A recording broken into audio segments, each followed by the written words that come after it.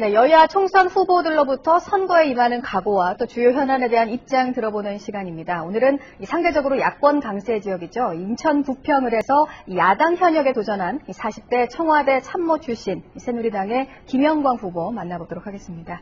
안녕하십니까? 안녕하십니까? 네. 반갑습니다. 네, 이 당내에서도 참 경쟁이 치열했는데 이 부평을 해 최종적으로 새누리당의 공천을 받은 이유 뭐라고 보세요? 네, 저는 부평에서 초등학교, 중학교, 고등학교를 졸업했습니다. 대학과 직장은 서울에서 생활했지만 계속 부평에서 살면서 출퇴근을 했고요. 그런 점에서 부평 사람들의 불편, 어려움 이런 것들을 가장 잘 알 수 있는 사람이라고 저는 생각을 하고 있습니다. 그리고 국회의원의 두 가지 고유한 권한이라면 법을 만들고 국가 예산을 편성하는 일 아니겠습니까? 저는 언론인 생활 20년을 거쳐서 그 이후에는 정부 특임장관실 특임실장, 청와대 정무일비서관으로 정부 예산, 정책 조율, 이런 업무, 입법에 관한 조율도 포함이 되어 있고요. 이런 일들을 해왔습니다. 그래서 저와 이번에 부평을 해서 경합하신 분들 중에 아주 훌륭한 분들이 많았는데 공심에서 저희 이런 점을 평가하지 않았을까 그렇게 짐작하고 있습니다. 네, 지금 정진석 전 수석도 그렇고 김희정 전 대변인도 그렇고요. 지금 현 정부 청와대 출신 인사들이 이번에 다수 좀 공천이 됐습니다. 이 경력이 총선에는 어떤 도움이 될 것이라고 보세요? 저는 청와대에 근무했다는 걸 제 개인의 굉장히 큰 영예로 생각하고 있습니다. 우리 대한민국은 헌법이 정한 대통령 중심의 국가이고 국정의 최고 책임자인 대통령을 옆에서 보필했다는 것은 아주 큰 자랑이라고 저는 생각을 하고 있습니다. 더군다나 저는 정무일비서관으로서 특임실장 한때 포함해서 2010년 정부 예산안을 편성했고 2011년 정부 예산안 편성하는데 실무자로 참여했습니다. 그리고 많은 정책 현안들이었던 동남권 신공항 문제, LH공사 진주 전주 이전에 관한 갈등 문제, 한-EU FTA 처리, 그 다음에 한미 FTA 처리를 준비하다가 청와대에 나와서 부평 왔는데, 이런 경험들은, 지역 주민들께서도 만나보시면 나라 일을 했다. 이런 점에서 굉장히 높게 평가해 주시고, 그게 큰 힘이 될 걸로 저는 기대하고 있습니다. 네. 새누리당 후보가 일단 되시긴 하셨는데, 상대 후보가 좀 만만치 않죠. 민주통합당 한명숙 대표 비서실장 홍영표 의원이 이제 출마를 했는데, 지역 기반이 탄탄하다 이런 평가도 받고 있고요. 어떤 전략으로 맞설 계획이세요? 저는 일단 제가 부평에서 오래 생활을 했고, 부평 사람들의 가장 고통스러운 힘든 발전이 안 된 부분에 대한 원망을 잘 알기 때문에 제가 쌓은 국정 운영에 참여했던 그 경험들을 토대로 부평의 현안들을 풀겠다.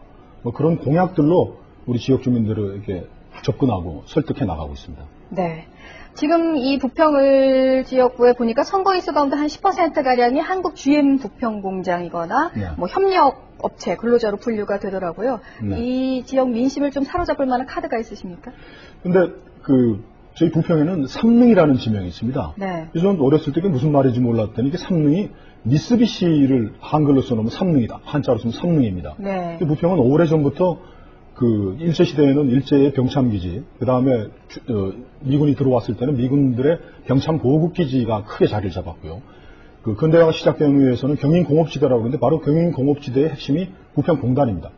그리고 부평공단을 상징하는 게 한국 GM 공장인데 외부에 있는 분들이 너무 각인 효과가 커서 그런지 부평을 그러면은 지금 앵커님께서 말씀하셨던 대로 10%가 넘고 이렇게 한국 GM의 영향력을 선거에서 영향력을 생각하는데 지금 한국 GM 부평 공장 직원이 한 11,000명 되는데 그중에 부평구에 살고 있는 사람이 3,700명, 그다음 부평을에 살고 있는 분이 1,800명 정도에 불과합니다. 그러니까 부부라 하더라도 3,000명 정도니까 우리 전체 유권자가 23만 명입니다.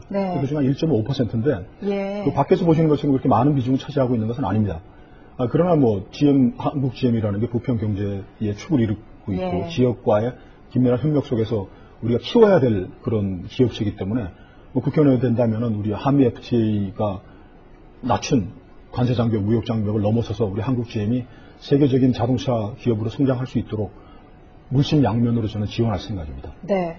지금 여느 수도권과 마찬가지로 인천도 이번 총선에서 좀 야당 강세 지역으로 좀 손꼽히고 있는데 어떻게 예상하세요? 부평은 제가 사진 한 장 보여드리겠습니다. 저희 이제 위성 사진인데 이렇게 보시면은 부평은 대우 자동차 중심에 있지만 대부분 공장들은 남동공단으로 이전해가지고 주변이 대부분 아파트 단지로 변했습니다. 간단히 얘기하면 부평의 성격을 한마디로 표현하자면 서울의 배드타운 정도 그런 성격입니다. 네. 그래서 기본적으로 서울 영향권이고요. 서울의 여론이 어떻게 형성되냐에서 큰 영향을 받지만은 또 제가 지난 여름에 이제 부평에 내려서 또 다녀보면 또 서울과는 다른 또 지역의 독특한 또 정서와 네. 여론이 있습니다. 그래서 지금 서울 중심으로 해서는 야당이 아주 강세를 보이지만 야당이 제기했던 뭐 99%를 위한 정부냐 1%를 위한 정부냐 이런 그 아주 색깔 있는 그런 호소들이 지금에 와서는 오히려 역작용을 좀 일으키고 있지 않나 저는 현장을 돌아다니면서 그런 느낌을 받았습니다. 다들 네. 이제 복지를 얘기하시면 그럼 재원은 어디서 나올 거냐 세금을 걷어야 할 텐데 그러면 중산층에서부터 세금을 많이 걷으면 그 사람들이 다시 소비 지출을 줄이고 세금이 많이 늘어나면 그러면 경기가 또 위축되고 할 텐데 이런 문제는 어떻게 할 것이냐는 현실적인 고민들을 많이 네. 얘기를 하십니다. 그리고 일방적으로 이렇게 무상복지라든지 이런 야당의 그 공세가 먹혀 들고 있는 것은 아닙니다. 네. 지금 박근혜 비대위원장의 선거 지원 행보가 계속 이어지고 있죠. 뭐 네. 부산, 오늘 충청권이어서 이제 인천도 조만간 방문을 네. 할 텐데 좀 이런 부분에 있어서 좀 지원을 해줬으면 좋겠다 하는 부분 있으세요? 박근혜 대표님은 비대위원장님이시죠. 네. 비대위원장님은 다음 뭐 여권의 가장 유력한 대권 주자시고 또 우리 국민들이 이분이 나라를 맡아서 경영하면 어떤 좋은 일이 있을까 하는 큰 이제 대망이 이제 박근혜 대망론이 있는 것이죠. 그러니까 그분이 뭐 오시면은 뭐 지역에 있는 많은 분들이 이제 한나라당이 정권 재창출을 하고 박근혜 대표께서 대통령이 됐으면 좋겠다 이런 큰 대망이 이루어지면 그 자체가 저에게 큰 도움이죠. 대체적으로 정치학자들이 이런 얘기를 합니다. 총선은 과거 회기적인 정권에 대한 평가가 되고 대선은 미래 투자적인 그러니까 저 미국 말로 하면 리트로스펙티브, 프로스펙티브 이렇게 하는데 이번 총선이 MB 정권 심판이라고 하는데 박근혜 대방론이 살아난다면은 그 MB 정권 심판론을 상쇄할 수 있다는 점에서 우리 새누리당 후보들에게는 굉장히 큰 힘이 될 걸로 저는 기대하고 있습니다. 네. 근데 지금 새누리당에서 일부 공천 후보에 대해서 지금 부적격 논란도 있고요. 네. 또 공천이 취소되는 그런 후보들도 나오고 있고. 네. 그래서 지금 공천위에 대한 책임론도 또 나오고 있는 게 사실이거든요. 네. 여기에 대해서는 어떻게 보고 계세요? 그 여야가 다 지금 이제 공천이 시작될 때는 공천권을 지역 주민에게 넘겨주겠다. 그 상향식 공천이 이루어지도록 하겠다고 약속했지만 뭐 여당이나 야당이나 중앙당이 강력한 힘을 가지고서 이제 공천 심사위가 뭐 생사 여탈권을 지금 휘두르고 있습니다. 근데 저는 이건 어차피 한국적 상황에서는 좀 불가피한 측면이 있지 않을까 그렇게 생각합니다. 그러나 집권 여당이나 박근혜 비대위원장님 같은 분은 앞으로 대선에서 만약에 정권을 재창출한다면 이번에 19대에서 구성되는 국회의원들이 입법부를 이끌어 나가고 입법과 예산을 하면서 새로운 대통령과 이 파트너십을 해야 되기 때문에 그래도 국민들의 신망을 받을 수 있고 국회에서 제대로 활동할 수 있는 사람들을 심사숙고해서 저는 골랐다고 생각합니다. 그러니까 저처럼 공무원 하다가 지역에 내려간 지 6개월밖에 안 됐는데도 그 지역에서 오래 활동하시 10년, 20년 하던 분들보다 제가 선택을 받을 수 있었다고 생각합니다. 네. 그러나 또 그런 일들에 따른 또 부작용은 또 어쩔 수 없는 것이겠죠. 그러나 정당 정치라는 게 뭐겠습니까? 정당이 책임지고 후보자들 공천하고 그걸 총선에서 심판받으면은 공천을 잘한 곳은 집권할 것이고 공천을 못한 것은 패배할 것이니까 총체적으로는 이 공천에 대해서는 4월 10일 총선에서 유권자들께서 판단해 주실 그런 부분이라고 생각합니다. 네. 앞서도 말씀하셨지만 조선일보 기자 생활을 한 20년 하셨죠. 네. 이 새누리당의 이념 성향을 놓고 또 보수 논쟁이 벌어지기도 하지 않았습니까? 네. 지금 이 새누리당이 추진하고 있는 뭐 경제 민주화라든가 네. 이 정책 방향이 지금 적절하다고 보십니까? 저는 친구들한테 이런 얘기를 합니다.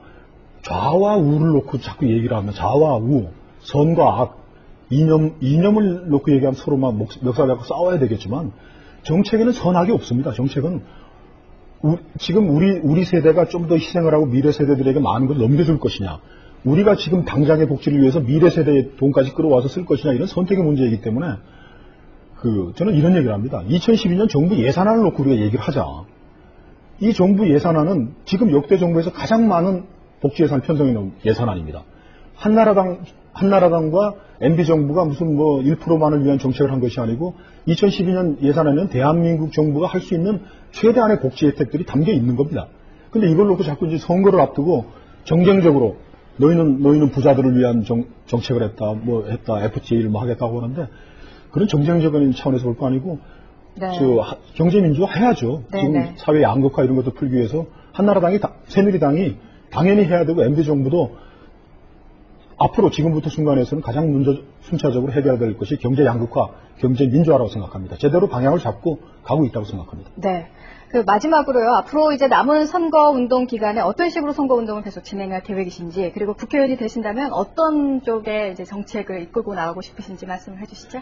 저는 늘 신문사 있을 때나 정부에 있을 때 제 사무실에는 독일 통일의 현장 사진을 걸어놓고 있습니다. 1989년 11월인데 그 참 안타까운 게 독일은 벌써 20년이 지나면서 새로운 독일을 건설했는데 우리는 1945년에 민족 분단이 이루어지고 나서 아직까지도 통일이 안 됐다는 민족국가로서 우리가 내이션 빌딩에 실패한 거죠.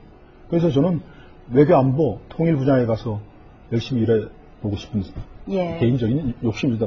시험도 안 본 사람이 전국 수석하겠다고 얘기하는 비슷한데 하고 싶고요. 마지막까지 정치라는 건 국민의 유권자의 마음을 사는 일이니까 마음은 사기로 화장성대로 살 수는 없는 것이고 제 진심을 보여드리고 제가 부평을 위해서 열심히 일할 수 있는 사람이라는 확신을 심어드리는 거 외에 무슨 방법이 있겠습니까? 네, 알겠습니다. 잘 들었습니다. 인천 부평을의 새누리당 김영광 후보였습니다. 말씀 고맙습니다. 네, 감사합니다.